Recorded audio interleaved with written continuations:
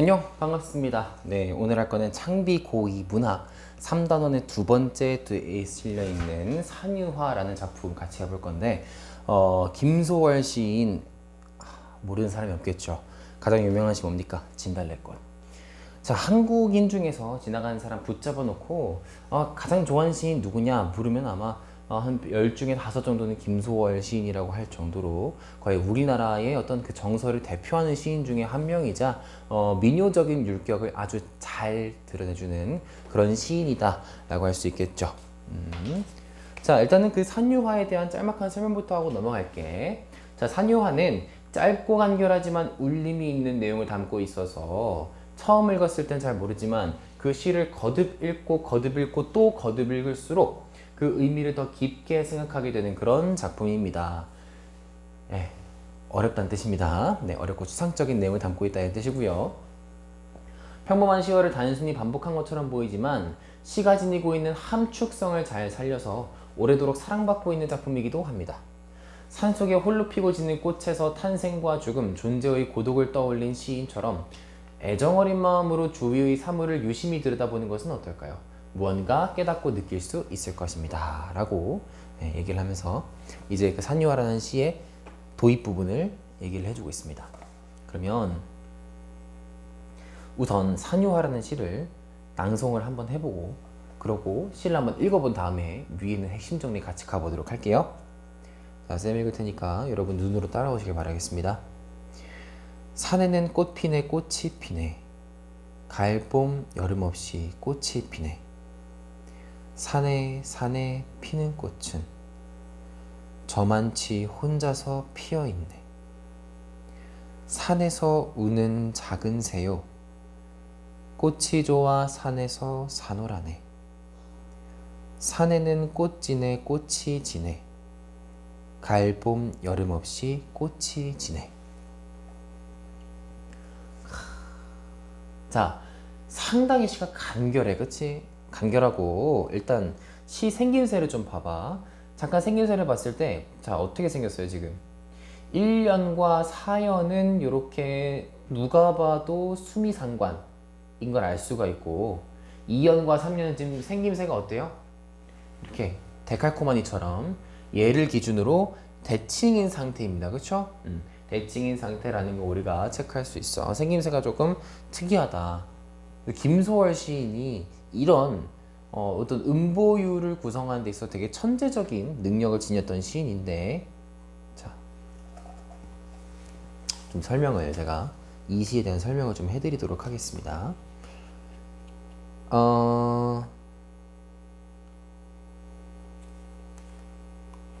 자, 지금 보시면 일단은 산유화라는 작품의 제목부터 좀 같이 살펴봐야 되는데, 자, 이 산유화라는 거는 아주 단순한 제목이에요.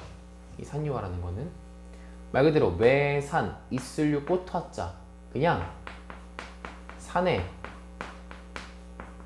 꽃이 있다. 아주 담담하고도 별 내용 없는 그런 제목을 담고 있는 시입니다. 그냥 산에 꽃이 있다. 근데 시 내용도 마찬가지야. 그냥 산에 꽃이 폈다가 어떻게 되네. 작은 새 나왔다가 꽃이 지네, 사라지네. 너무 단순한 내용을 담고 있어. 그런데 왜 이 시가 이토록 유명하고 이토록 많은 사람들에게 아직까지도 읽히고 있는가를 우리가 좀 생각할 필요가 있겠죠. 잠깐만. 자, 그러면 그 이유에 대해서 같이 차근차근 알아보고 가봅시다. 자, 일단은 첫 번째 봤을 때 가장 두드러지는 특징, 산에는 꽃 피네 꽃이 피네 가을봄 여름 없이 꽃이 피네. 일단 기본적으로 삼음보의 율격이 너무 잘 느껴진다. 딱 읽자마자 민요적인 느낌이 훅 들어옵니다. 자, 지금 이 음보율의 묘미는 진짜 뭐냐면 이 민요의 기본 율격이 딱 삼음보인데 이 삼음보율을 진짜 귀신같이 신들린 솜씨로 구사했던 시인이 바로 이 김소월 시인이에요. 그래서 민요 시인이다 이렇게 부르기도 하거든. 이게 이 삼음보율을 구사하는 게 겉으로 보기엔 쉬워 보일 수도 있는데 이게 왜 그러냐면 되게 놀라운 시적 직관에 의해서 만들어진 거야. 왜? 봐봐. 자, 김소월은 삼음보를 한 행에 쭉 늘어놓는 것이 아니고 산에는 꽃 피네, 꽃이 피네를 이렇게 딱 한 다음 행으로 넘어갔어요. 그래서 가을, 봄, 여름 없이 꽃이 피네 이렇게 딱 얘기가 된단 말이야. 그래서 외형상으로 봤을 때는 되게 균형미가 잡혀있는 그런 모습을 우리가 체크할 수가 있다.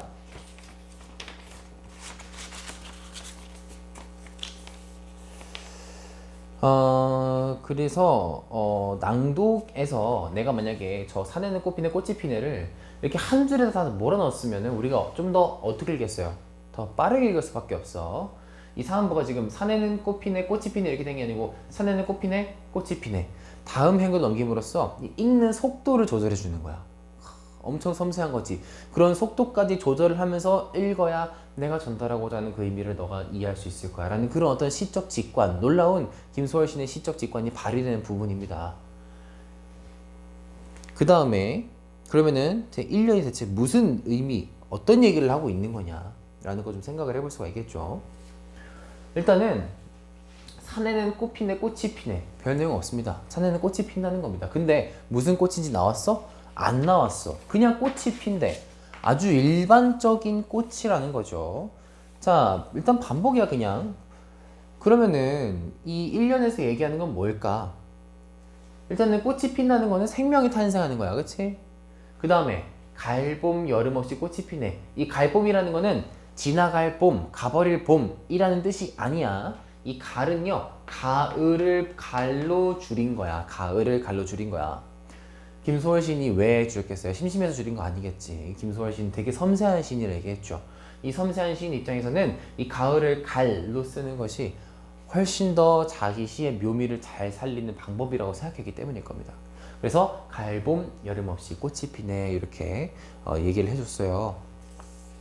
자, 그러면은 생각을 해보면 꽃이 피긴 피는데 그냥 피는 게 아니고 가을, 봄, 여름 없이 계속 꽃이 핀다 이런 말을 하고 있어. 심지어 무슨 꽃인지도 안 나왔어.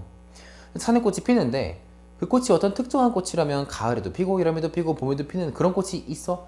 없지, 그치? 예를 들어 국화, 가을에만 피는 거고 진달래, 딱 봄에만 피는 거지.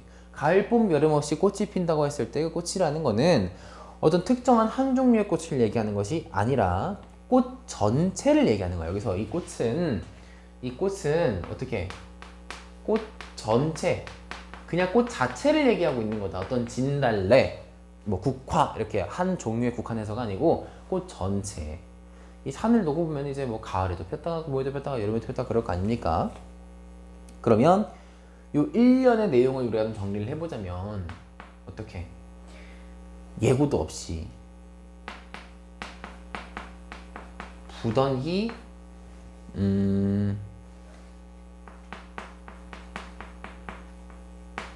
부던하다는 거는 끊임없이 계속해서 부던히 탄생하는 생명에 대해서 얘기를 하고 있는 내용이 요 1년이다 라고 생각하시면 될 것 같아요. 그러면은 자 1년이 보고 있는 이 산의 속성이라는 거는 이렇게 계속 부던히 생명이 탄생하고 있는 그런 거다 라는 거. 오케이, 이해됐죠? 자, 그러면은 우리 또 이제 이런 생각을 해볼 수가 있다. 산만 그러냐, 강은 안 그러냐, 들은 안 그러냐, 또 꽃만 그러냐, 뭐 벌레는 안 그러냐, 새는 안 그러냐, 아니라는 거죠. 그래서 이 얘기는 곧 뭔 얘기냐면 이제 여기서 산이라는 것이 특히나 이 꽃 같은 거는 특정한 한 종류의 꽃이 아니었듯이 그냥 꽃 전체, 또 산 같은 것도 산 자체, 산에 대해서 얘기하고 싶었던 게 아닌 거야. 그냥 자연 자체, 그냥 이 세계 자체를 얘기를 하고도 있는 거죠. 자, 그 다음에 2연으로 가보겠습니다. 산에 피는 꽃은 저만치 혼자서 피어있네. 자, 이게 이 시에서 너무너무 중요한 시행이 들어있는 그 연인데 산에 피는 꽃은, 여기는 그냥 뭐 산에 피는 꽃은 이라고 얘기를 했어요. 음보 맞춰 산에 반복해줬고, 저만치 혼자서 피어있네. 자, 요 구절이 이제 정말 수많은 시학자들에게서 다양하게 해석이 되는 구절 중에 하나인데 29를 두고 이제 우리가 한번 가만히 생각을 해보자고요. 우리가 논란의 여지가 될 수 있을 만한 구절은 딱 두 가지입니다. 저만치라는 이 시어와 혼자서라는 이 시어가 문제가 되는 건데, 자, 일단은 첫 번째 혼자서 피어있다라는 거, 이 혼자서, 꽃이 혼자서 피어있다라는 거는 어떤 외로움이랑 연결이 되는 거야. 그래서 이 시학자들이 다 해석할 때도 이 혼자서를 외로움이랑 연결해서 해석하는 거는 이견이 없어. 다른 의견이 없어. 외로움? 그건 인정할 수 있어. 근데 저 저만치라는 구절을 해석하는 방식이 되게 여러 가지가 있어요. 자, 그게 지금 제가 쭉 설명을 해줄 건데, 일단 첫 번째, 이 저만치가 일단 기본적으로 우리가 떠올릴 수 있는 이미지는 거리감이지, 거리감. 이 거리감이라는 건데, 첫 번째 같은 경우는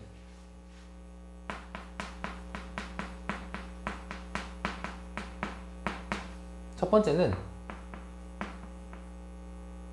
꽃과 꽃 사이 거리감이라는 거야. 그래서 꽃과 꽃이 저만치 서로 멀리 떨어져 피어 있다. 이런 내용일 수가 있고, 자, 그 다음에 두 번째는 이제 뭐야? 꽃과 지금 이 시를 쓰고 있는 화자, 이 화자 사이의 거리감일 수도 있다라는 거지. 자, 그러면은 요 1번 의미와 2번 의미로 생각을 해볼 때 또 시의 주제나 시의 해석의 여지가 달라질 수 있겠지. 1번의 의미를 해석을 해본다면 꽃들이 띄엄띄엄 이렇게 저만큼씩 서로 떨어져서 피어 있다고 얘기하는 것은 어떻게?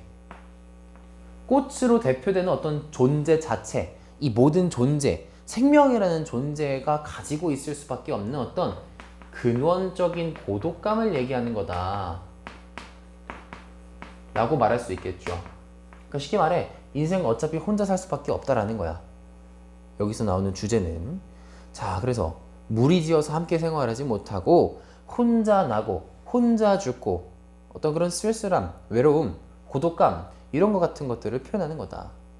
상당히 좀 멋있고 그윽한 그런 표현이라고 할 수가 있겠죠. 자, 그 다음에 이제 꽃과 나 사이의 거리감이라고 이 저만치를 해석을 해보면 또 다른 가능성이 열리는 거지. 자, 꽃이 저만큼 피어 있어. 그러니까 내 곁에 있고 내가 덜 외롭고 내 곁에 꽃이 이렇게 있는 것이 아니고 인간과 자연 사이의 거리, 이렇게 해석하는 관점도 있어요. 여기 같은 경우는 뭐야?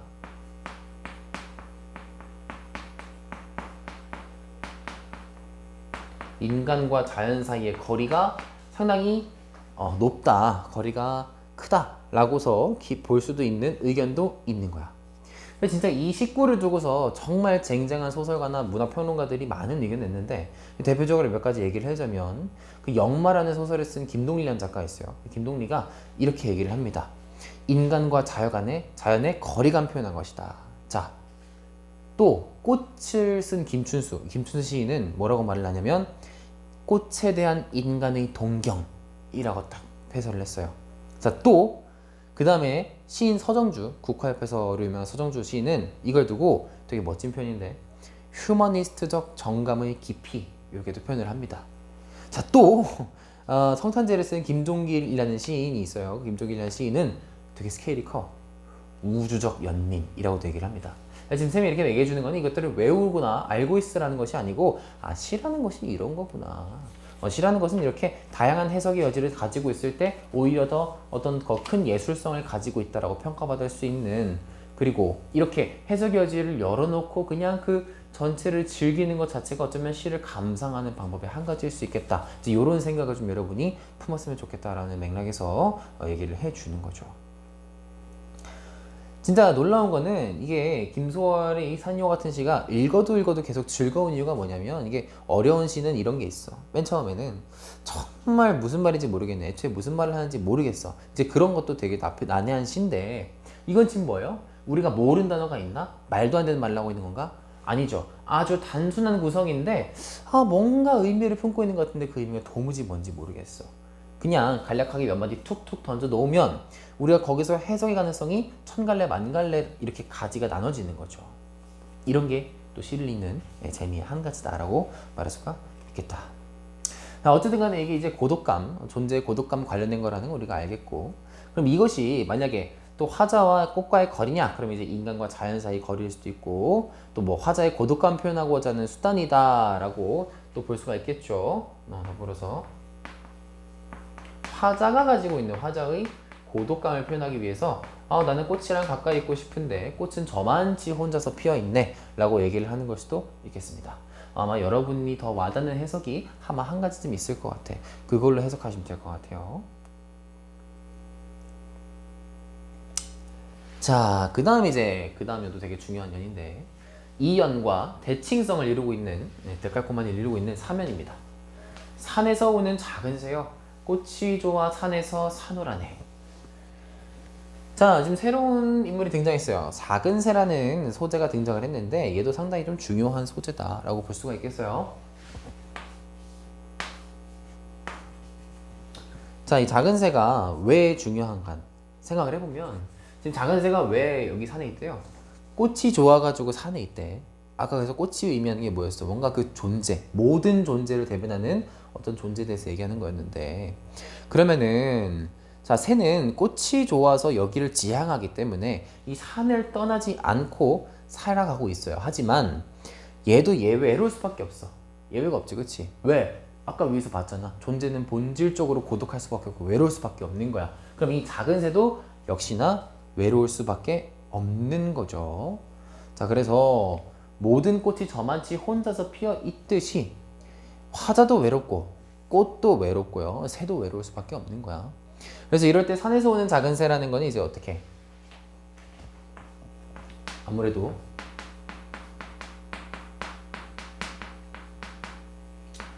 화자의 감정이, 어떤 그 나의 감정이 여기 이제 투영이 됐다. 혹은 이 감정이 이입이 됐다. 이렇게도 말할 수가 있는 거예요. 오케이? 네, 좋습니다. 그래서 마지막 사연으로 넘어가 보자면, 산에는 꽃지네 꽃이 지네 가을봄 여름 없이 꽃이 지네 이랬어. 자, 1년에서는 뭐였어? 산에는 꽃피네 꽃이 피네였어. 근데 이번에서는 꽃지네 꽃이 지네라고 마무리를 했네.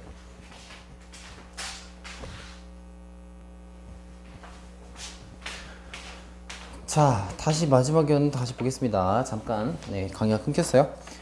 보시면은 일단은 그 마지막에는 산에는 꽃지네 꽃이 지네로 1년에서 있었던 내용이 변주돼서 반복되고 있다.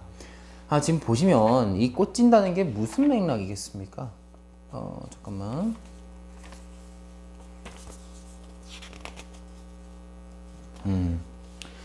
자, 일단은 기본적으로는 1년과 사연이 수미상관의 구조를 이루고 있다는 거 체크할 수 있겠는데, 수미상관의 구조를 이루는 두 연이 어떤 내용을 담고 있는지를 같이 살펴보자고요. 자, 1년의 경우는 뭐였어? 생명이 태어나는, 탄생하는 내용이었다, 그치? 근데 사연의 경우는요, 꽃이 진대, 생명이 죽음, 좀 어려운 말로는 뭐 소멸이다, 이제 문학적으로는 이런 용어를 많이 쓰죠. 소멸이다 이렇게 얘기를 해. 자, 그러면 어때요? 시작할 때 생명이 탄생한 내용을 했다가 혼자서 외롭게 피어 있다가 작은 새가 좋아서 갔지만 결국 외로움을 계속 느끼다가 마지막에는 그냥 가을봄 여름 없이 사라져버리는 그런 꽃의 모습을 묘사하고 있다. 그러니까 어쩔 수 없이 그냥 홀로 외롭게 살다가 가을봄 여름 없이 가을에도 죽을 수 있고 봄에도 죽을 수 있고 여름에 죽을 수 있고 언제 죽을지 모르는 그런 꽃의 모습을 보여주고 있다라고 할 수가 있는 거죠. 어마어마한 시다, 그치? 자, 이렇게 수미상관을 통해서 걔가 보여주고 싶은 바는 결국 뭐겠습니까? 어떤 대자연의 순환, 그런 어떤 순환적 질서, 요거를 좀 보여주고 싶었던 거야. 어떤 좀 더 어려운 말로 하면 뭐 자연의 섭리, 생명이 난다면 죽을 수밖에 없는 자연의 섭리를 표현해주고 싶었던 거다라고 우리가 생각을 할 수가 있겠지. 그게 또 이 수미상관, 1년과 사연이 연결된다라는 구조에서 이 순환한다라는 이미지까지 우리가 체크할 수가 있는 거예요. 어마어마한 시죠. 안 그렇습니까? 결국에는 이제 이 시가 하고 싶었던 얘기를 생각해보자면 어떻게 무한한, 무궁한 생명의 탄생과 소멸이 이루어지는 그런 자연의 순환 질서 안에서 근원적으로 꽃이든 작은 새든 화사이든 간에 근원적으로는 모든 존재들이 가질 수밖에 없는 고독, 또 본질적인, 본원적인 고독, 외로움, 이런 거에 대한 시다라고 할 수 있는 거죠. 상당히 멋있죠. 그런 아주 심층적이고 철학적인 내용을 이렇게 간단한 어구들에다가 담아가지고 다 정제된 말로 표현을 했다. 이게 바로 진짜 그 산유화라는 시가 주는 어떤 그 시적 즐거움이 아닌가 생각을 합니다. 이 선생님이 이제 이 시를 딱 고등학교 때 처음 봤을 때는 정말 어떤 생각이 들었냐면, 야, 내가 이딴 시를 공부를 해야 돼? 이게 뭐가 대단하다고 이걸 이렇게 공부를 하고 있는 거야? 좀 이해가 안 갔거든요. 이거를 재수 때 수능 특강 첫 번째 페이지에 딱 이 시가 실려 있었어. 그때 이제 이 작품을 가지고서 강의를 들었는데, 강의를 들으면서 정말 큰 충격을 받았습니다. 아, 시라는 것이 이런 거구나. 우리가 수미상관을 배우는 이유는 이런 구조 속에 담겨 있는 시인이 숨겨둔 메시지를 파악하기 위함이구나. 이렇게 짧은 시 안에서도 내가 느낄 수 있는 감정은 되게 다양하고, 해석할 수 있는 방식도 되게 다양하고, 시인이 담을 수 있는 의미는 무궁무진하구나. 이런 데서 되게 충격을 받고, 그 다음부터 이 현대시에 완전히 푹 빠져버렸어요. 예. 그때부터 선생님은 어쩌면 국어 강사가 되기를 좀 꿈꿨었던 것 같아요. 자, 좋습니다. 그러면 우리 조금만 다시 국어 공부가 아닌 약간 사회나 과학 공부를 하듯이 정리를 좀 해보자고요. 이 시에 대한 전반적인 내용을 정리를 해보자면, 자, 기본적으로 이 산유화라는 시는요, 현대시이자 자유시이자 서정시라고 할 수가 있겠지. 자, 어떤 성격을 띠고 있습니까? 기본적으로 김소월의 시는 전부 다 민요적인 성격을 무조건 띌 수밖에 없어요. 더불어서 이 시에서는 꽃이 좋아 산에서 산호라네, 그렇다네, 그렇다네, 뭔가 막 그래서 너무 슬퍼, 너무 외로워, 이렇게 감정을 표출하지 않고 멀리서 지켜보고 있는 그런 관조적인 자세와 성격을 지니고 있는 시다 라고 우리가 말할 수 있겠습니다. 자, 그래서 이 시에서 말하고자 하는 주제는 뭐냐면요, 우리 존재가 가질 수밖에 없는 근원적인 고독. 모든 존재는 다 같이 살아서 같이 죽는 것처럼 보이지만 본질적으로는 혼자 태어나고 저만치 혼자서 피어서 꽃이 좋아 작은 새는 산에 살지만 결국 그 둘은 하나로 화합하지 못하고 가을봄 여름 없이 다 져버리는 꽃 같은, 우리는 다 그런 존재다라는 어떤 존재의 근원적인 고독을 노래하고 있는 작품이다라고 얘기할 수가 있겠습니다. 특징은요, 자, 삼음보를 한 행에 배열하지 않고 여러 행에 걸쳐서 배열하고 또 한 행에 배열하기도 했다. 자, 이걸 통해서 이 시인이 주고 싶었던 건 뭡니까? 어떤 이 시를 읽을 때에 빠르고 느리게 읽은 어떤 완급을 조절하고자 했다라고 정리할 수가 있겠고, 꽃이 피고 진 자연상을 통해서 대전의 이치를 보여줬고요. 이령과 사연이 내용과 형식에 서로 대응된다. 요거 우리가 수미상관이다라는 문학 용어로 기억을 했었고, 여기서 수미상관이 의미하는 바는 어떤 순환, 모든 자연은 순환한다. 또 그러고 나서는 가을봄 여름에서 꽃이 피겠죠. 그 꽃은 또 펴가지고 혼자서 저만치 혼자서 피어 있다가 다시 또 가을봄 여름 없이 지겠죠. 그렇죠? 모든 존재가 그러하듯이. 자, 그 다음 작품의 짜임을 한번 다시 살펴보겠습니다. 1년에서는요 어떻게 계절의 순환에 따라서 어떻게 꽃이 피는 거죠. 즉 생명의 탄생의 순간을 담고 있는 게 1년의 내용이었다. 자, 근데 2년에서는요 어떤 내용이었어? 이 산에 그냥 피어 있는 게 아니고 홀로 피어 있는 꽃의 모습을 쭉 얘기를 했어요. 그럼 얘는 탄생 이후에 어떤 고독에 대해서 얘기하고 있는 내용이다라고 할 수가 있겠고, 자, 그 다음에 3년은 꽃이 좋아가지고 산에 살고 있는 뭐를 얘기를 합니까? 작은 새를 얘기를 해줍니다.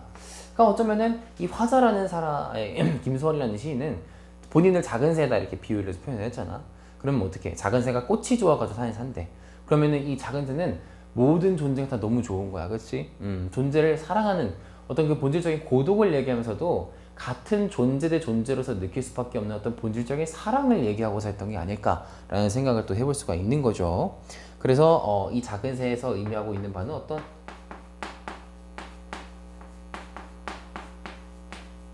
우리 존재는 모두 고독해라는 거를 수용하는 그런 과정으로 우리가 그려볼 수도 있겠다라는 내용 짚어볼 수 있겠고, 마지막에는요 그냥 필 때도 그러했듯이 질 때도 그냥 자연의 섭리, 가을, 봄, 여름 없이 계절의 순환에 따라서 어떻게 꽃이 지는 거죠.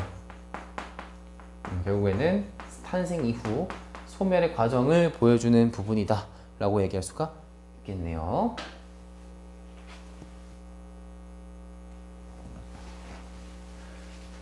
자, 그 다음에 우리가 김소월의 시, 이 민요적인 시를 봤으면 어때요?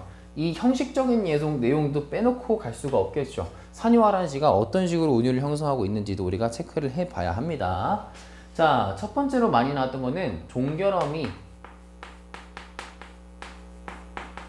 뭐의 반복이야? 산호라네, 뭐뭐하네, 뭐뭐하네의 반복입니다. 자, 이거 우리가 뭐라고 얘기를 하냐면은 각운이라고 얘기를 해요. 다리 각자를 써가지고 이 몸 중에서 몸뚱아리 다리 맨 밑에 있는 거잖아, 그치? 끝에를 반복하는 걸 각운이라고 얘기를 합니다.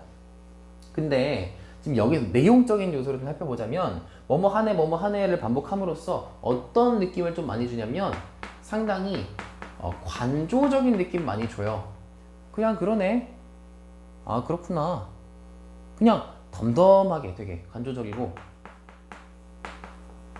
담담한 느낌을 많이 줍니다. 오케이? 이 부분 공감 가시죠? 예, 공감 가셔야 돼요.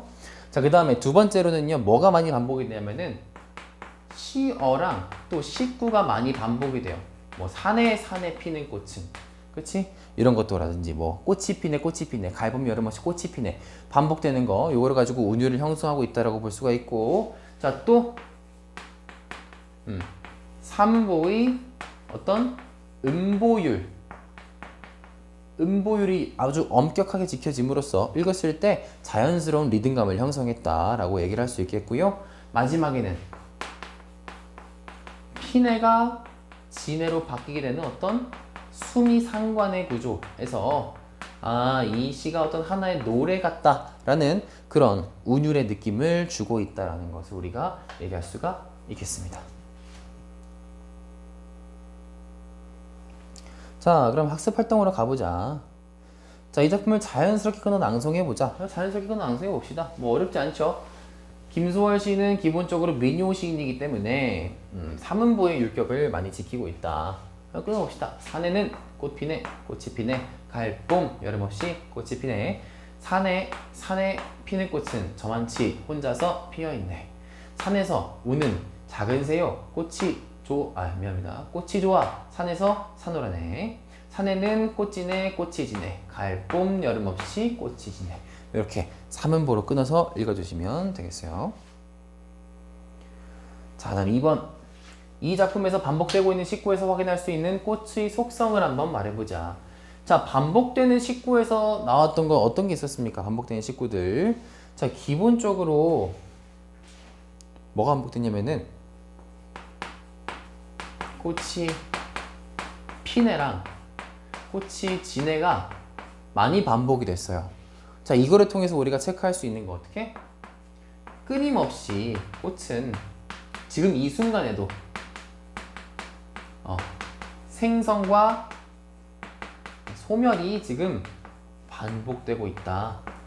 그럼 이 꽃을 그냥 정말 자연을 얘기하는 꽃이 아니라 우리 인간 존재 혹은 모든 살아있는 존재로 좀 대치시켜서 본다면 모든 살아있는 존재는 이유도 없이 언제 태어나고 언제 죽는지 모르지만 끊임없이 태어났다가 죽는 것을 지금도 반복하고 있는 중이다 라는 맥락으로 읽어낼 수도 있겠죠. 자, 그 다음 3번. 다음 글을 참고하여 저만치 혼자서 피어있네 라는 식구에 담긴 함축적 의미를 파악해보자. 자, 산유화는 평범한 자연현상에 담긴 질서를 보여주면서 그 질서 속에 놓인 존재가 지니게 되는 근원적인 정서를 형상화한 작품이다. 이 근원적인 정서가 뭐겠어요? 저만치 혼자서 피어있을 수밖에 없다라는 이 식구를 통해서 얘기하고 싶었던 건 어떤 모든 존재가 가질 수밖에 없는 근원적인 고독이나 외로움, 이거를 얘기하고 싶었겠다라는 거 우리가 유추할 수가 있겠죠. 그래서 탄생과 소멸의 반복이라는 이런 자연의 질서 속에 놓여있는 모든 생명체, 모든 존재는 근원적으로 고독하고 외로울 수밖에 없다라는 그런 주제의식을 지니고 있다라고 볼 수가 있겠죠. 참 어떻게 시인이 대단하죠. 그냥 우리는 맨날 보면 꽃이 폈네, 꽃이 지네 이런 얘기를 할 텐데 이 김소월 시인은 그 꽃이 지고 피는 과정을 보고서 이런 생각을 해냈다는 거야. 대단한 거죠. 자, 그 다음에 고려가요 청산별곡의 일부이다. 작품을 읽고 산유와 비교하면서 운율상의 공통점과 차이점을 한번 살펴보자 라고 되어 있습니다. 자, 요 청산별곡도 상당히 복잡한 작품인데 빠르게 짚어보고 갈게요. 살얼이 살얼이 났다, 청산이 살얼이 났다, 머리랑 다리랑 먹고 청산이 살얼이 났다. 자, 일단은 이것도 말 그대로 사문보예요. 그쵸? 딱 읽자마자 느껴집니다. 왜? 고려가요 당연히 사문보일 수밖에 없어. 자, 근데 내용이 어떻습니까? 어디 살고 싶대? 청산에 살고 싶다라고 얘기를 하고 싶어. 그럼 이 말은 뭐야? 결국에는 나 어떤 내가 가고 싶은 곳으로 갈 거야 라고 얘기를 하고 있는 거죠. 그 청산에서 뭐 하고 살 건데? 머루랑 다래를 먹으면서 그냥 청산에서 이런 열매 같은 거 먹으면서 살고 싶어, 이런 얘기를 하고 있는 거지. 즉 숨어있는 맥락은 부귀영화를 누리러 가는 것이 아니라 그냥 나 최선의 생계유지 미니멀리즘 라이프 살고 싶어 라고 하면서 나 청산으로 갈 거야 라고 얘기를 하는 겁니다. 자, 그 다음에 잘라놓고 보세요. 울어라 울어라 새여 자곤 일어 울어라 새여 널라와 씨름만 나도 자곤 일어 우니 놀아 얄리얄리 얄라 정얄라리 얄라, 이렇게 얘기 나오는데, 자, 울어라 울어라는요, 뭐 울어라라는 명령일 수도 있고 울는구나는 감탄하는 것도 수도 있고요, 또 울어라가 노래해라 라는 맥락으로 볼 수도 있는데, 이것도 여러 가지 맥락으로 했을 때는 게 되게 매력인 시죠. 근데 지금 보면 자고 일어나서 울어라 새야, 너보다 시름이 많은 나도 자고 일어나서 운다 라고 얘기를 하고 있어. 자, 일단 이 새라는 거는요, 나도 슬퍼, 너보다 시름 많은 나도 자고 일어나서 우는데 너도 자고 일어나서 울고 있구나 라는 맥락에서 봤을 때 어때? 화자와 처지가 비슷하고 비슷한 감정을 느끼고 있는 시어라고 볼 수가 있죠. 그럼 이 경우에서는 우리가 조금 어려운 말로 뭐라고 합니까? 감정이입의 대상이다, 이렇게도 말을 할 수가 있는 거다. 자, 그래서 일단 이 시적 화자의 상황은 어때요? 별로 부정적인 상황이다. 자고 일어나서 맨날 오는 상황이고, 그래서 나 여기 안 있고 청산 갈래 라고 말하고 있는 그런 상황이다라는 거 우리가 체크할 수가 있겠습니다. 자, 그래서 지금 이 일부를 보고 운율상의 공통점과 차이점을 잠깐 말해보자 이러고 있는데, 자, 운율상의 공통점은 뭡니까? 둘 다 바로 뚫어지게? 아니지, 두드러지게 드러나죠. 사문보의 율격이라는 거 우리가 알 수가 있고, 자, 차이점은 뭐야? 이 산유화, 우리가 방금 배운 작품이 이 산유화의 경우는 어떤 왼보율을 가지고 있습니까? 이 사문보 단위를 어떻게 그냥 한 행에 쭉 얼어 1행에다가 쭉 넣을 수도 있고, 또 3행에 걸쳐서 놓을 수도 있고, 그래서 되게 다양한 배치를 통해서 시의 완급을 조절을 하고 있다라는 점에서는 요 위에 있는 살얼이 살얼이 났다, 청산이 살얼이 났다랑은 비교가 되는 부분이다라고 우리가 얘기할 수 있겠죠. 오케이? 그래서 사문보를 뭐 현대적으로 변용하고 있다, 이렇게 조금 어려운 말을 사용해서 표현을 할 수도 있겠습니다. 네, 산유화라는 시 좀 신경을 많이 써가지고 저 배경 지식을 좀 많이 조사를 해서 좀 강의를 찍었는데, 제가 상당히 좋아하는 시라서 강의를 찍기도 했고요. 또 제가 되게 좋아해가지고 이거를 가지고 노래를 만들고 막 그러기도 했었어. 나중에 기회 되면 들려줄 수 있으면 좋을 것 같아요. 네, 고생했고 우리 또 다음 강의에서 만나도록 하겠습니다.